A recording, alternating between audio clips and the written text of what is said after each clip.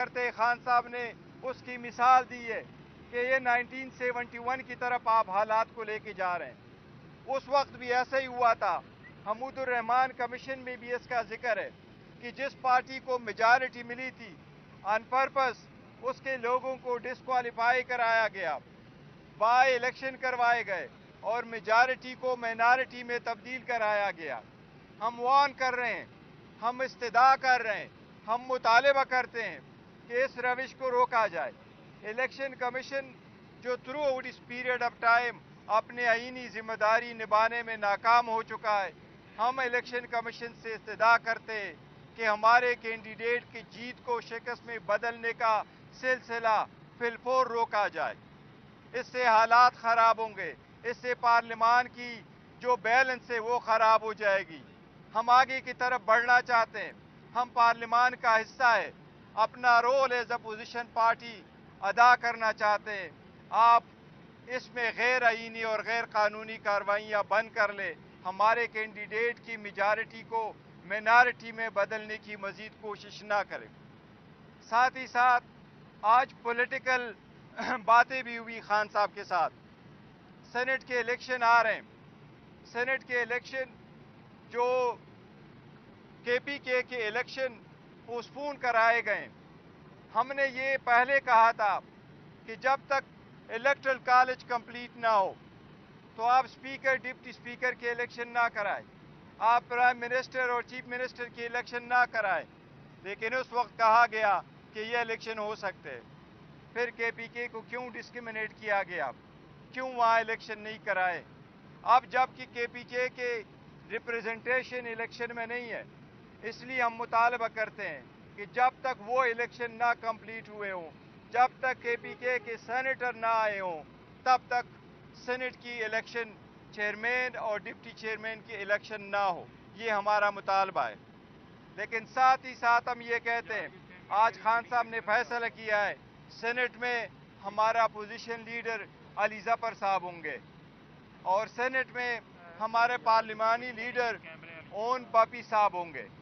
اس کے ساتھ ساتھ ہم مقابلہ کریں گے ان کے ساتھ, لیکن ہم یہ کوشش کریں گے کہ پوائنٹ آف آرڈر پہ یہ بات اٹھائیں کہ الیکشن اس وقت تک نہ ہو جب تک کے پی کے سینیٹر واپس نہ آئے ہوں. یہ بتائیں کہ آپ کل بھی ایک باقی اجتماع میں یہ کہا کہ ہمارے صفوں میں منافقین اور صاف موجود ہیں.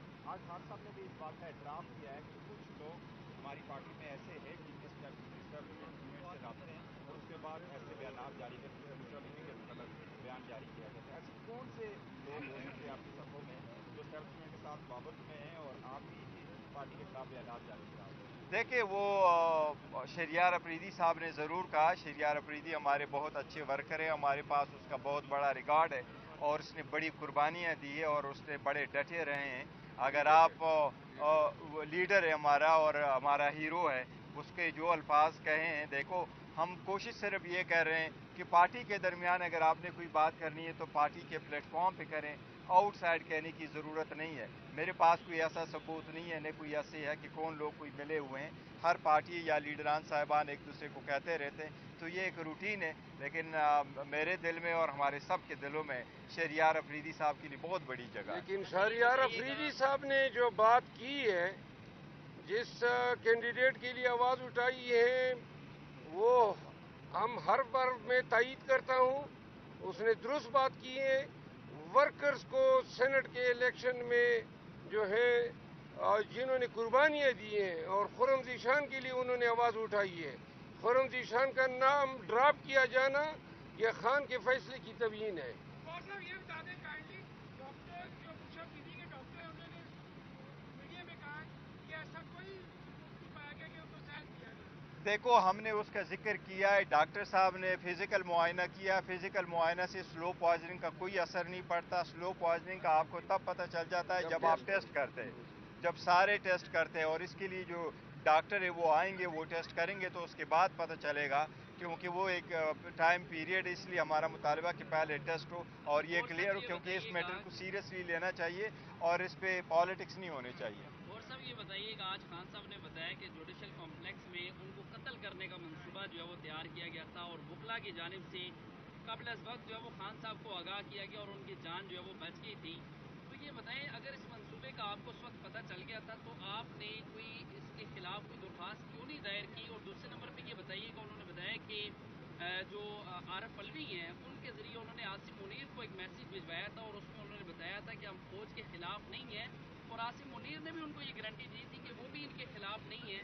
اگر اس وقت یہ چیزیں طے ہو گئی تھی تو آپ کون سی ایسی چیزیں جو بیچ میں ماجرائی جو ہے وہ کی جا رہی ہے, اور ابھی بھی وہ عاصم منیر کا براہ راست نام لے رہے ہیں کہ اگر بشرا بی بی کو یا مجھے کچھ ہوا تو اس کی ذمہ داری جو ہے وہ عاصم منیر پر آئے؟ دیکھیں اس وقت وہ جیل میں ہیں اور جو بشرا بی بی ہیں وہ گھر میں اکیلی ہے, دروازے بند ہیں, کھڑکیاں بند ہیں, اور جس کی کسٹڈی میں وہ ہیں تو obviously صحیح فرما رہے ہیں کہ اگر اس کو کچھ ہو جاتا ہے تو کون اس کے رسپانسیبل ہوگے, کون یہ سارا کچھ کرا رہا ہے. وہ خان صاحب نے اسٹیٹمنٹ دی ہے. جہاں تک کمپلیکس کی بات ہے تو آپ کمپلیکس کی ویڈیو دکھا کے دیکھیں, وہاں جتنے وکالات ہیں اس سے 10 گنا زیادہ آپ نے دیکھیں کہ وہ سارے ایف سی والے لوگ بیٹھے ہوئے تھے. ہمیں چلنے کی جگہ بھی نہیں ملی تھی, اور وہ سارے ویڈیو آپ نے دیکھے تو جس وقت خان صاحب آ رہے تھے تو جس طریقے سے شیلنگ کی جا رہی تھی وہ سب نے دیکھا ہوا. گور صاحب یہ بتائیے گا کہ خان صاحب نے کہا ہے کہ جو سیاسی کمیٹی تشکیل دی گئی ہے جس میں 14 لوگ شامل کیے گئے ہیں, یہ کمیٹی جو ہے سیاسی فیصلے کرے گی جماعت کے. جی ہاں. اور جو کور کمیٹی ہے وہ ان فیصلوں کی توثیق کرے گی. ٹھیک ہے, یہ بتائیے گا کہ جو اس سے قبل کمیٹیز بنائی گئی تھی, جو فوکل پرسنس کی کمیٹیز, ان کی تبدیلی کی وجہ کوئی یہ تو نہیں کہ جو بشرا بی بی نے الزام لگایا تھا کہ پارٹی کے اندر سے کچھ لوگ ان پر امریکی ایجنٹ لگا ہونے کا الزام ہے؟ نہیں دیکھو وہ الگ ہے. بات سے بات کری ہم سم ٹائم کر دیتے پارٹی میں کہ ہم ہمیشہ نوٹیفیکیشن کر دیتے, اب ادروائز تو زیادہ تر پارٹی میں نوٹیفیکیشن نہیں بھی ہوتا. جو پولیٹیکل پارٹی ہم نے بنائی ہے وہ پولیٹیکل کمیٹی ہے, اور پولیٹیکل معاملات کو وہ دیکھے گی. چھوٹے تھوڑے سے ممبر ہے اور ساری صوبوں کے اس میں نمائندگی ہے, وہ ہم نے رکھے ہوئے ہیں. تو جس ایکسٹینٹ یہ پولیٹیکل پارٹی ہے.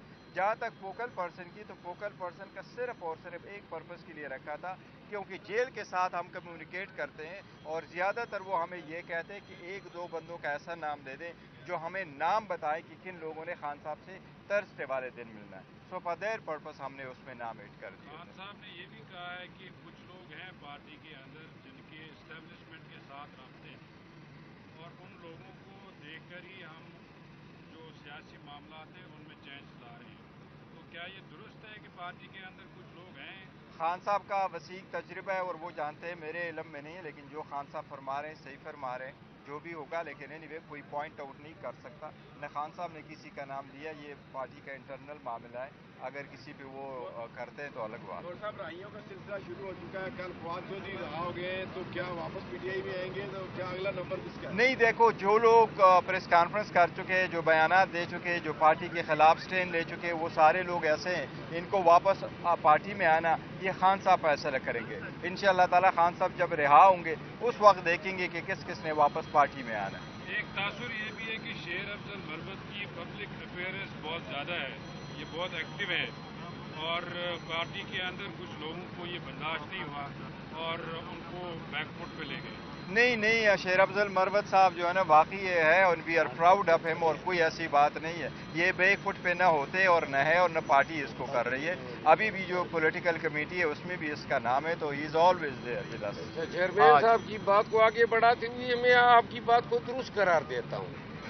میری کھینچاتانی ہو رہی ہے, اور جو کر رہے ہیں اب کل کے ان کے ساتھ میں کروں گا. خان صاحب کو بھی بتاؤں گا, اور یہ مجھے نقصان نہیں دے رہے ہیں. کمبخت میرے ساتھ بغض معاویہ میں پارٹی کے کاس کو نقصان دے رہے ہیں. نہیں, نام ہی بتا دیں آپ.